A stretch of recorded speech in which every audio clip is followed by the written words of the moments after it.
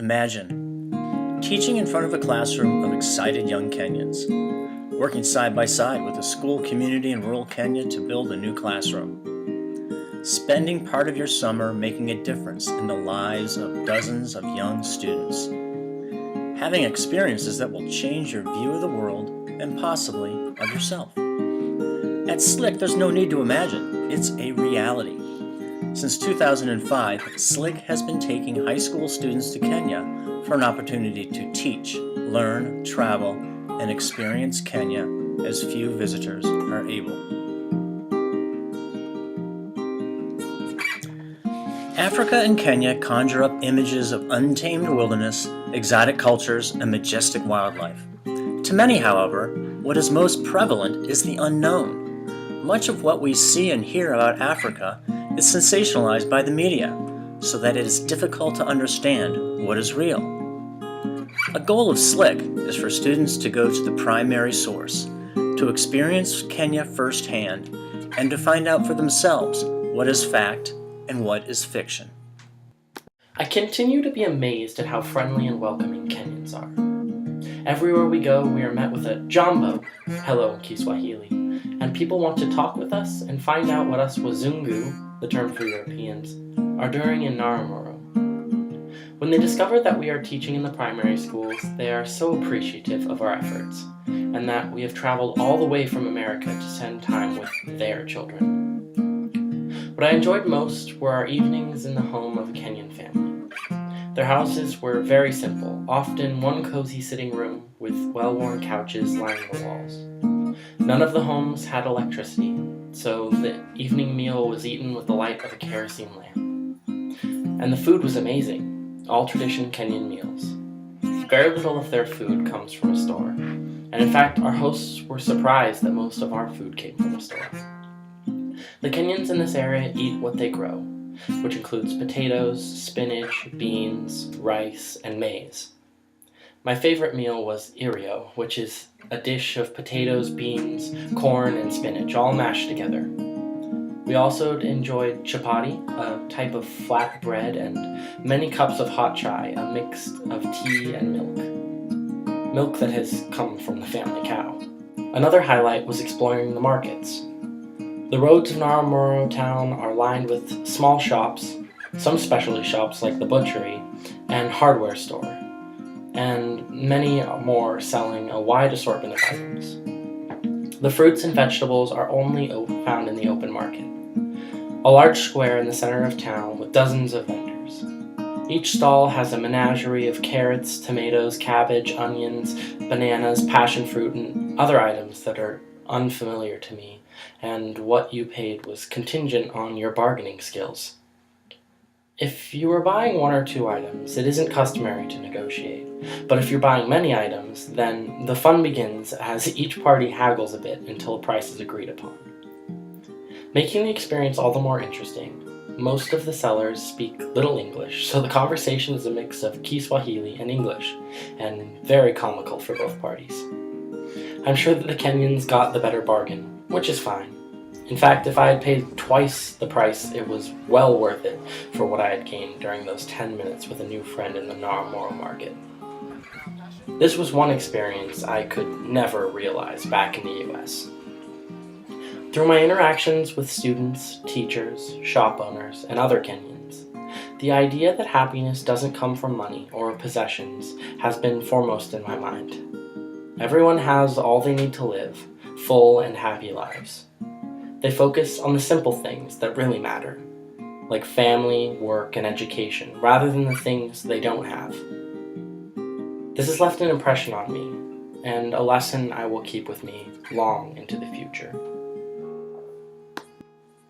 I have been in Kenya for only a week, and already I have seen and done more than I ever anticipated. I have also seen a change in myself.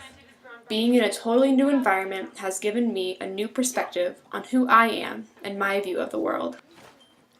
It is as if my world has expanded tenfold, and there is still so much more to come. I have been teaching at Katinga Primary School for just a few days, and I think I've already made a difference. The children are amazing, always with a smile and eager to learn. Each morning, and actually throughout the day, I am greeted with huge grins and reaching hands as the students pull me into the classroom for the next lesson. At first glance, everything is happy and wonderful, but in fact, these kids have so very little. Many share pencils, textbooks are scarce, and the kids sit 3 to a desk. Regardless, the students work hard as they know that their future depends on learning and doing well in school. The young Kenyans are so dedicated to learning that it is inspiring and an honor to be called their teacher. Something else I have learned about myself is that I can be really resourceful and creative. Here, there are no smart boards, no computers, no whiteboards, no fancy posters on the walls, only blackboards that are exactly that, plywood boards painted black. To simply stand in front of a class and lecture would drive all of us nuts. We play hangman to review spelling words, and the students write their own math problems to see if they can stump me, and a few times they have been successful. Despite the lack of resources, the students are happy, enthusiastic, and want to be there. It's difficult to ask a question without every hand in the room going up, accompanied by snaps and a chorus of "Teacher, teacher, teacher!" Well, I'm supposed to be the teacher here. I believe I am learning more from the students than they are learning from me.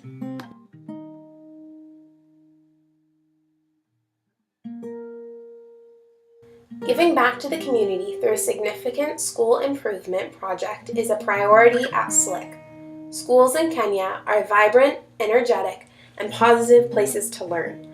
This energy comes from the faculty and students, not necessarily from the school's infrastructure. Most schools in rural Kenya are simple structures. The lucky students have classrooms built of stone with corrugated iron sheets above. The others are built from rough-cut lumber, which in foul weather provide little comfort from the blowing wind and dust. In these schools, cement floors are rare, with most floors being dirt compacted by the bare feet of countless students. When it rains, class must be suspended due to the deafening noise of the rain hitting the iron roof. Each project addresses the immediate needs of a school to help students learn in a more comfortable and positive setting. This objective originated with the first group of Americans to visit Kenya in 2005.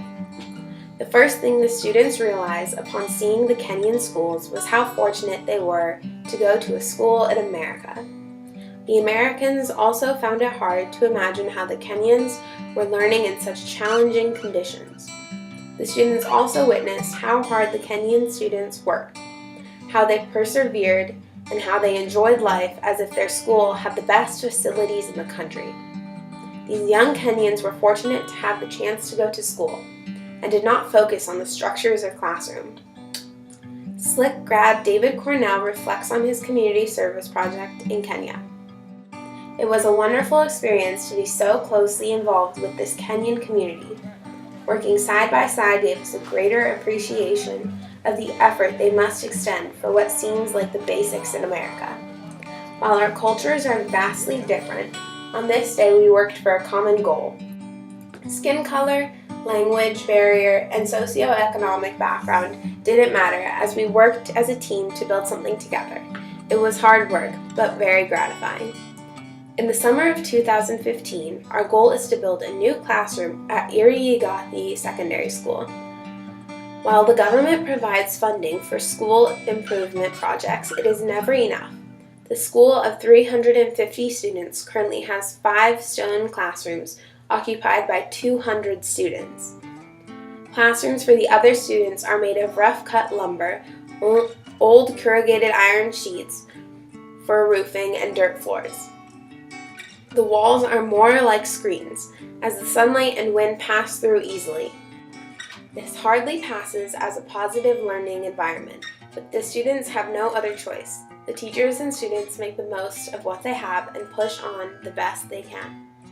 To build one classroom requires $8,500, well beyond the annual budget provided by the government. Through letter writing campaigns and grants, we hope to raise the needed funds to make a new classroom at Iriyagathi a reality.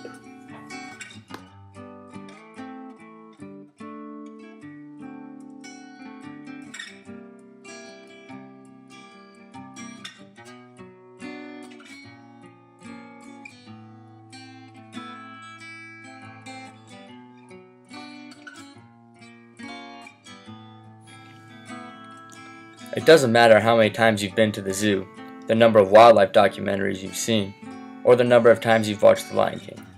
Nothing, absolutely nothing, can prepare you for your first glimpse of a giraffe in the distance, your sighting of a herd of elephant, or your first rare encounter with a pride of lions.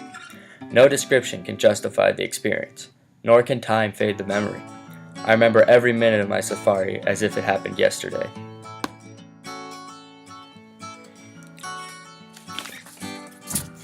For 3 days and 2 nights, the SLIK group visits a game reserve just a few hours' drive from Batian's View. The day begins before sunrise with a slow game drive along the river or across the savannah viewing animals. The pace is slow and conducive to closely watching the animals' behaviors and careful photography. As the sun climbs and the day becomes warm, the animals are less active and the group returns to camp for a late breakfast. Later, when the animals become more active, we venture out for another game drive before returning to camp at dusk. Samburu Game Reserve, one frequently visited by SLIK groups, is a dry land environment and host to all of the large animals in Kenya, but with the special element of the perennial Wasanyero River running through its center. The wildlife congregate along this lush corridor, so a herd of elephant, zebra, or giraffe is never far away. While on safari, we camp in tents in an established area and cook our own meals. Abel Herrera of 2009 recalls, "I love seeing the wildlife, but hanging out in the camp along the Wasanyero River was the highlight of my time in Samburu. A crocodile sat on the bank opposite our camp, baboons were in the trees overhead, and in the distance, a herd of impala grazed amongst the acacia. While I was definitely a visitor, for that afternoon by the river, I too was part of the ecosystem and mesmerized by all that was happening around me."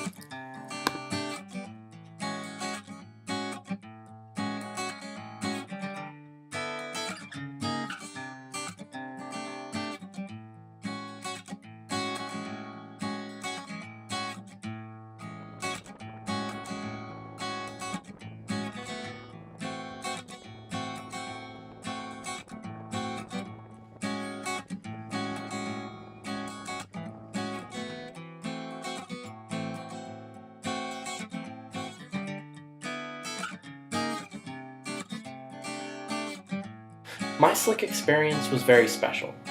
Most travelers to developing countries stick to a well-designated itinerary, only visiting places along the beaten path and rarely interacting with the people living there. SLIK flips this model upside down, with the focus being close interaction with Kenyans, learning about their culture, and experiencing their way of life firsthand. We walked, talked, toured, bartered, and explored. We ate traditional food in traditional ways and learned more about Kenya's culture, traditions, and problems in 3 weeks than we could have ever learned in a classroom. I admit that at times I felt challenged, and I wish I could go back to my comfy life in America. With the guidance of the SLIK faculty, not to mention the welcoming people of Naro Moru, I was able to step out of my comfort zone, forge ahead, and benefit greatly. SLIK has allowed me to see a new and different part of the world, while feeling safe and comfortable the entire time. It is hard to explain, but I have a newfound confidence and an enhanced self-perspective that I know will help me in the future.